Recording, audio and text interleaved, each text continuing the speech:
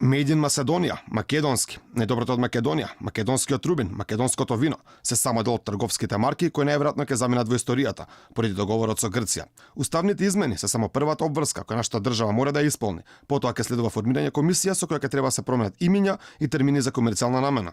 За територијата на Република Македонија, од вкупно 14.556 трговски марки на македонски субјекти, 79 го содржат зборот Македонија, 77 англиската верзија на името Macedonија, а придавката македонски ја содржат 12 регистрирани трговски марки.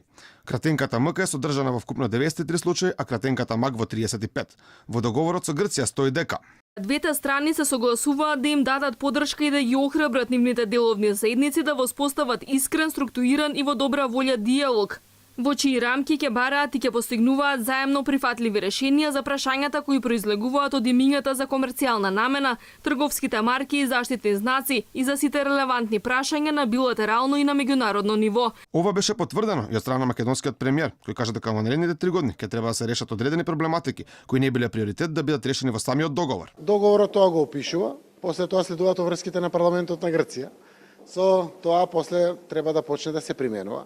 Односно, во одредени делови не имаме одредени рокови. Во рок од толку и толку време треба да се дефинираат одредени работи кои што не беа од таков приоритет за да бидат конечно решени во самиот договор. Односно, делот на она која што таму е запишено во рок од 3 години да се решат како отворени проблематики. Дел од стопанствениците велат дека неизвестност околу овој проблем ги отвара прашањата дали ќе треба да се променат дел од називите на фирмите или пак имињата на некои брендови кои веќе се заштитени во меѓународни рамки.